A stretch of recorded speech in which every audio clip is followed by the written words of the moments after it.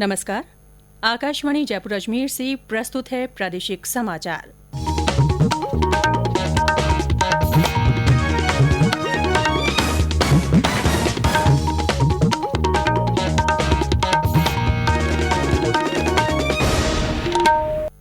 मुख्य समाचार।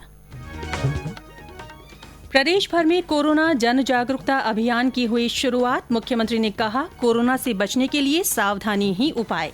प्रदेश में कोविड-19 के कारण अब तक संक्रमित हुए 15,232 लोगों में से 11,910 व्यक्ति हुए ठीक। प्रदेश के टिड्डी प्रभावित क्षेत्रों में नियंत्रण कार्य जोरों पर। सरहदी क्षेत्रों में 12 ड्रोन तैनात। और राज्य में कल या परसों तक मानसून के पहुंचने की संभावना।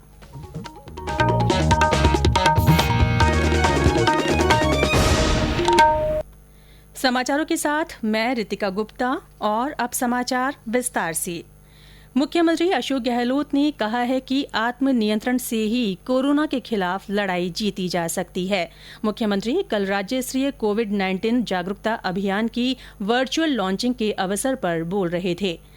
इस अवसर पर उन्होंने कहा कि सामान्य जनजीवन को पटरी पर लाने और काम धंधों के लिए लॉकडाउन में छूट दी गई है, लेकिन हर इंसान को सावधानी और आत्मसंयम रखना होगा।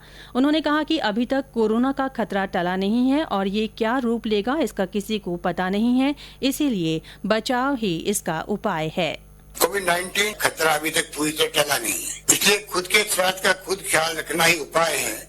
और ये कोरोना की महामारी ने जिस प्रकार एकता का प्रदर्शन कर रहा है आम जनता के अंदर भी, सभी वर्गों के अंदर भी, सभी जाति धर्म पक्ष विपक्ष पार्टियां, धर्म गुरु, सोशल एक्टिविस्ट, रिटायर्ड लोग, जिनको हमने आह्वान किया या नहीं किया, मैं समझता हूँ सब लोग जिस रूप में लगे हैं, सबने मिलकर लड़ाई को लड़ा और आम जनता के साथ। ये महामारी आगे आने वाले वक्त में या तो खत्म हो जाएगी या भयानक रूप लेगी।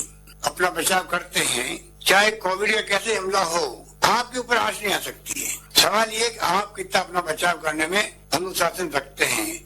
ये काम सरकार नहीं कर सकती। सरकार आपको आगाह कर सकती है, सरकार मीडिया में, एफएम में, रेडियो में, टीवी में प्रचार कर सकती। 10 दिन तक अभियान चलेगा ये, उसमें आप सबका सहयोग चाहिए। मुख्यमंत्री ने कहा कि कोरोना जांच और लोगों के कोरोना से ठीक होने के मामले में राजस्थान अन्य राज्यों से आगे है, साथ ही यहां मृत्यु दर भी कम हुई है। इस मौके पर श्री गहलोत ने जरूरतमंदों को भोजन उपलब्ध कराने के लिए इंदिरा रसोई योजना शुरू करने की भी घोषणा की। उन्होंने बताया कि राज्य सरकार इस योजना पर हर साल 100 करोड़ रुपए खर्च करेगी। योजना के संचालन में स्थानीय स्वयंसेवी संस्थाओं की मदद ली जाएगी। इसमें जरूरतमंद लोगों को 2 समय का पौष्टिक भोजन रियायती दरों पर उपलब्ध कराया जाएगा। इधर प्रदेश के विभिन्न जिलों में भी कोरोना जागरूकता अभियान की शुरुआत हुई। 30 जून तक चलने वाले अभियान के तहत राज्य भर में कोरोना से बचाव को लेकर विभिन्न जागरूकता कार्यक्रम आयोजित किए जा रहे हैं। प्रदेश में कोविड-19 के कारण अब तक संक्रमित हुए 15,232 लोगों में से 11,910 व्यक्ति ठीक हो गए हैं। इनमें से 11,675 लोगों को अस्पतालों से छुट्टी भी मिल गई है। इसके बाद अब राज्य में 2,966 लोगों का उपचार किया जा रहा है।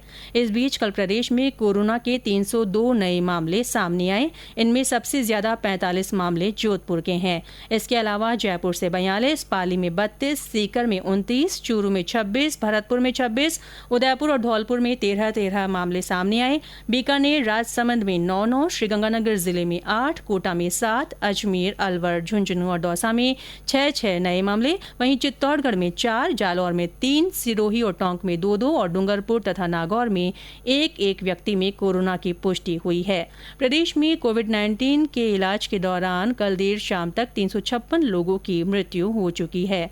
राज्य में कोरोना वायरस संक्रमण की मौजूदगी की पुष्टि के लिए अभी तक 7,09,092 नमूनों की जांच की गई है।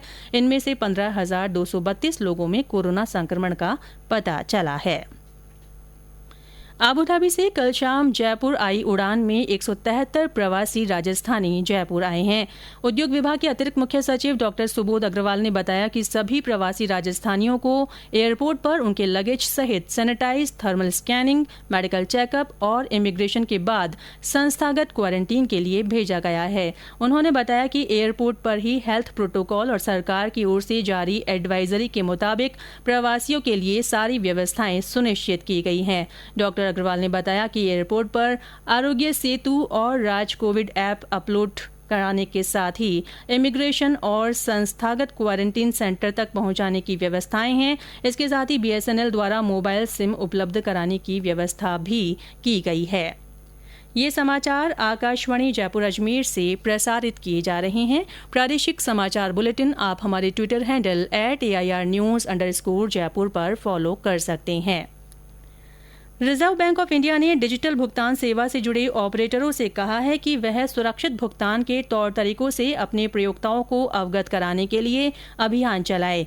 रिजर्व बैंक अपनी ई-बात कार्यक्रम और अन्य अभियानों के माध्यम से सुरक्षित डिजिटल भुगतान के तरीकों से जागरूकता बढ़ाने के उपाय करता रहा है ताकि लोग पिन, OTP और पासवर्ड साझा करने से बचें।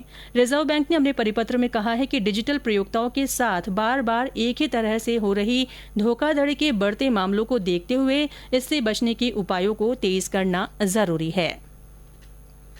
सोशल मीडिया पर आ रही फर्जी खबरों पर अंकुश रखने और पूरी जांच के बाद आकाशवाणी द्वारा सही जानकारी श्रोताओं को दी जाती रही है। इसी कड़ी में आज हम आपको बताने जा रहे हैं कि पत्र सूचना कार्यालय PIB ने इन खबरों का खंडन किया है कि उद्योग और आंतरिक व्यापार संवर्धन विभाग की वेबसाइट हैक कर ली गई है।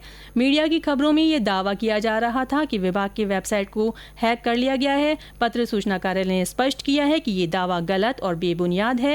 विभाग की वेबसाइट सुचारू है और नियमित रूप से राष्ट्रीय सूचना विज्ञान केंद्र से संचालित है। सऊदी अरब ने घोषणा की है कि वह इस साल कोरोना महामारी के कारण बहुत सीमित पैमाने पर हज की अनुमति देगा। इसमें सभी देशों के नागरिक शामिल हो सकते हैं। सऊदी अरब के हज और उमरा मंत्रालय ने बताया कि ये फैसला जन स्वास्थ्य को ध्यान में रखते हुए लिया गया है और हज के दौरान सभी एहतियाती उपायों का पालन किया जाएगा। हज यात्रियों को संक्रमण से सुरक्षित रखने के लिए सामाजिक दूरी के नियमों का पालन करते हुए इस्लाम की शिक्षा के अनुसार हज का संचालन किया जाएगा। प्रधानमंत्री नरेंद्र मोदी 28 जून को आकाशवाणी से मन की बात कार्यक्रम में अपने विचार साझा करेंगे। प्रधानमंत्री ने इस कार्यक्रम के लिए लोगों से उनके सुझाव मांगे हैं। श्रोता अपने सुझाव टोल फ्री नंबर 1800-117-800 पर रिकॉर्ड करा सकते हैं या नमो ऐप के माध्यम से भेज सकते हैं। टिड्डी प्रभावित राजस्थान, गुजरात और मध्य प्रदेश में इन दिनों टिड्डी नियंत्रण कार्य जोरों पर है। प्रभावित क्षेत्रों में 62 स्प्रे उपकरणों का प्रयोग किया जा रहा है। वहीं सर्वेक्षण और नियंत्रण कार्य के लिए टिड्डी चेतावनी संगठन ने 200 कर्मचारियों की तैनाती की है। नियंत्रण कक्ष सभी 10 टिड्डी सर्कल कार्यालयों और जोधपुर में स्थापित किया गया है। प्रदेश के जयपुर, अजमेर, दौसा और चित्तौड़गढ़ में अस्थायी बेस कैंप स्थापित किए गए हैं। वर्तमान में राज्य में कृषि विभाग, स्थानीय प्रशासन और BSF के सहयोग और समन्वय के साथ टिड्डी नियंत्रण कार्य किया जा रहा है।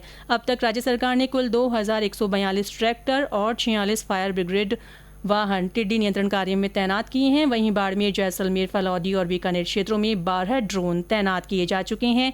नियंत्रण क्षमता को मजबूत करने के लिए 55 अतिरिक्त वाहनों की खरीद के आदेश जारी किए जा चुके हैं। प्रदेश में अगले 2-3 दिन में मानसून के दस्तक देने की संभावना है। विभाग के क्षेत्रीय निदेशक शिव गणेश ने आकाशवाणी को बताया कि मानसून ने एक बार फिर गति पकड़ ली है और ये कल या 25 जून तक प्रदेश में प्रवेश कर जाएगा। श्री गणेश ने बताया कि आने वाले 1-2 दिनों तक कई स्थानों पर तेज हवाएं और बारिश की संभावना है।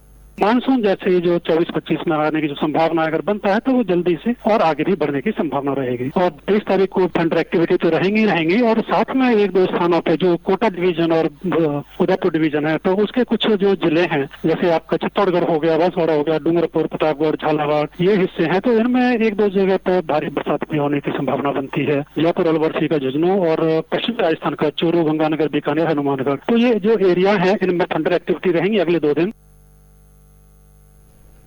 वहीं उदयपुर में कल शाम तेज हवाओं के साथ बारिश हुई। और अंत में मुख्य समाचार एक बार फिर। प्रदेश भर में कोरोना जनजागरूकता अभियान की शुरुआत हो गई है। मुख्यमंत्री ने कहा कि कोरोना से बचने के लिए सावधानी ही उपाय है। प्रदेश में कोविड-19 के कारण अब तक संक्रमित हुए 15,232 लोगों में से 11,910 व्यक्ति ठीक हो गए हैं। प्रदेश के टिड्डी प्रभावित क्षेत्रों में नियंत्रण कार्य जोरों पर है। सरहदी क्षेत्रों में 12 ड्रोन तैनात किए गए हैं और राज्य में कल या परसों तक मानसून के पहुंचने की संभावना है। इसी के साथ प्रादेशिक समाचार बुलेटिन समाप्त हुआ। नमस्कार।